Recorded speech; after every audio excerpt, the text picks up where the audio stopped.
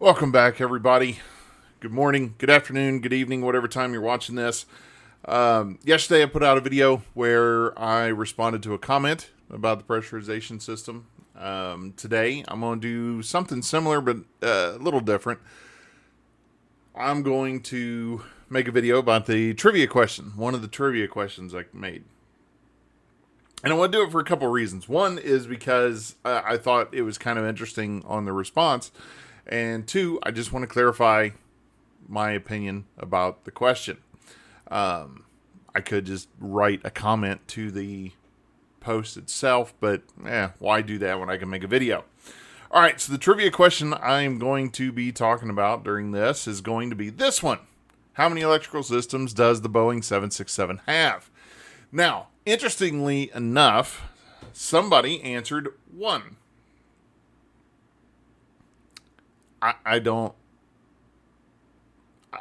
I'm assuming that they just don't know the airplane, and that's fine. It's not meant for experts to be in here answering the questions. But the biggest surprise to me was that there were actually, everybody else put three. While I will say there are three, there is a left, right, and there is a center. The rest of this, I'm going to make an argument that there is only two. And you come for me in the comments all you want. Tell me that there's three. But by the end of this, hopefully I've got you convinced that there is actually only two. So the reason people put three, I'm pretty sure, is because when we talk about going into approach mode or going into Cat 2 and Cat 3 landings and talking about all-weather operations, you have to have three electrical systems. And we talk about that there's three electrical systems, and we talk about the FIRES acronym, which is the stuff that the system looks at and whatever else. And that's another video that you can watch. And that's fine. I get that. People see that, they hear that, they read that, and they're like, there's three electrical systems. I got left, right, and center. But let me ask you this. When was the last time you gave a crap about what was on the center electrical system? Or a center bus tie, or a center generator, or any of that information? I'll wait. You're not going to be able to tell me, unless you're just flat out lying. You're not going to be able to explain to me when the last time you thought about those, worried about those, or lost one of them, because they don't exist. Let me show you what I'm talking about. So I'm sure you've seen this schematic at some point or another. Especially if you've watched my electrical video. My electrical video seems to be the most watched video that I have. So I know that you've seen this at some point or another. So looking at this, I can show you that there are three electrical systems. Here's the center.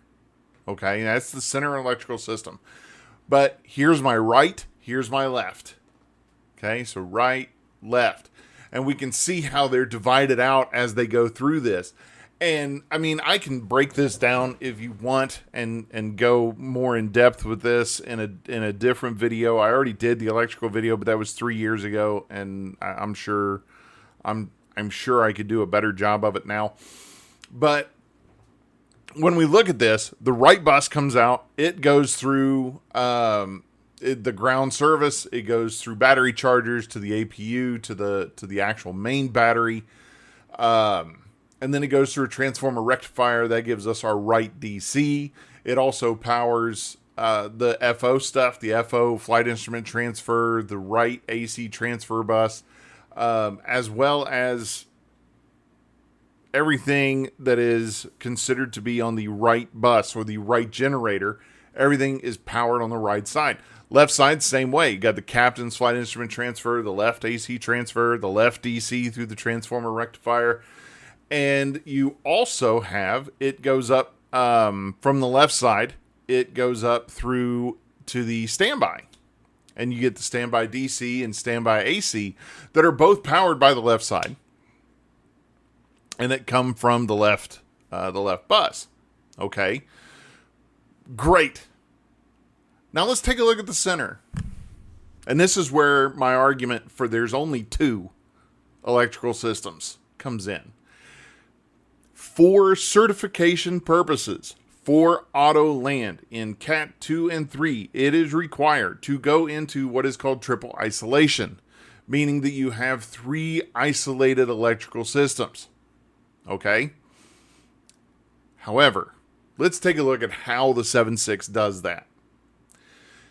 When we're not in approach mode, meaning we are above 1500 feet AGL or radio altimeter, and we are just flying around to 30,000 feet and we're using the electrical system as normal, this is what the system looks like.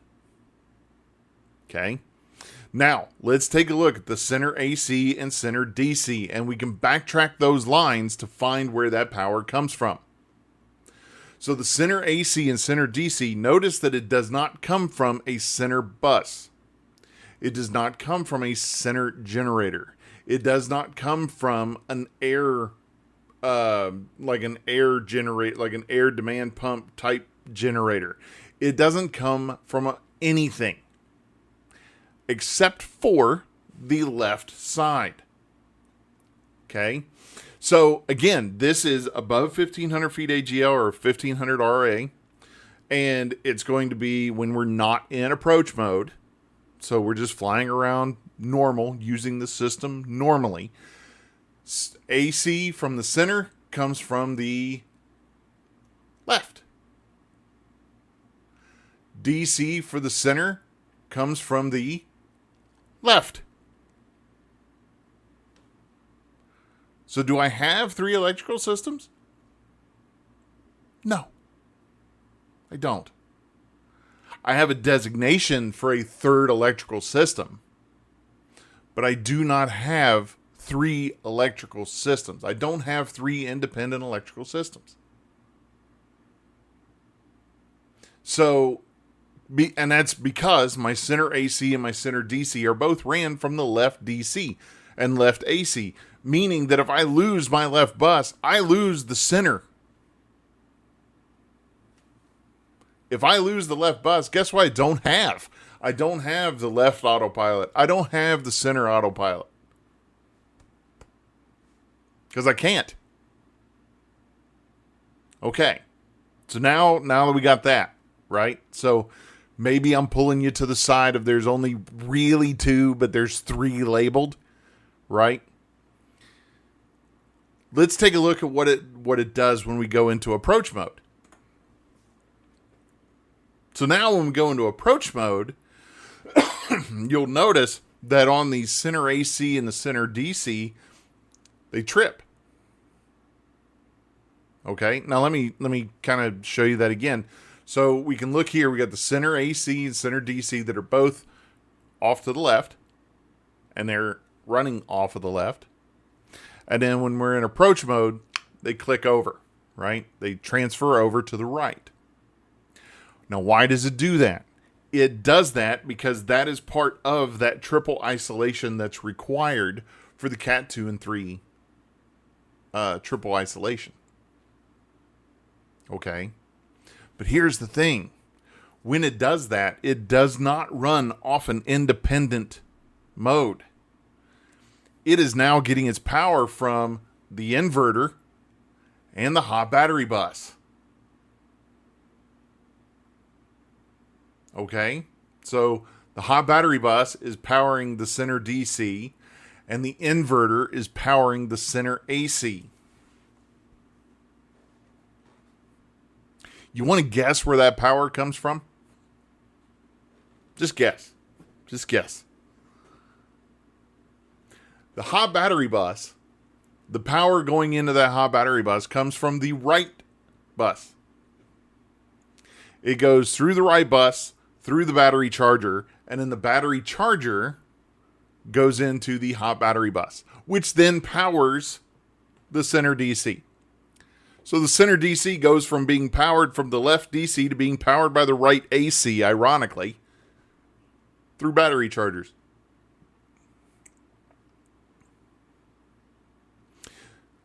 The center AC comes from the static inverter. You want to guess where the static inverter gets its power? From the left DC. So the center AC power on approach mode below 1500 feet RA, when it actually goes into triple isolation, gets its power from the left DC. The left DC goes through a static inverter. That inverter converts it to AC power, and then it runs the center AC. So I'm gonna say it a little slower. That way it sinks in, because I said that kind of quick. And when you say a bunch of center AC, center DC, left AC, left right AC, it kind of screws people up. Under normal conditions, in this slide here, under normal conditions, center AC gets its power from left AC. Center DC gets its power from left DC. Okay, so the center autopilot and the center electrical system are all driven from the left electrical system. So the left AC, or the left bus.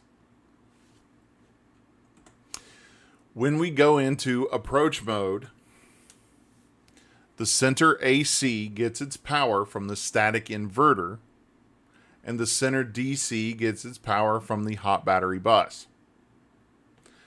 The hot battery bus, which is the center DC, receives its power from the right AC through battery chargers.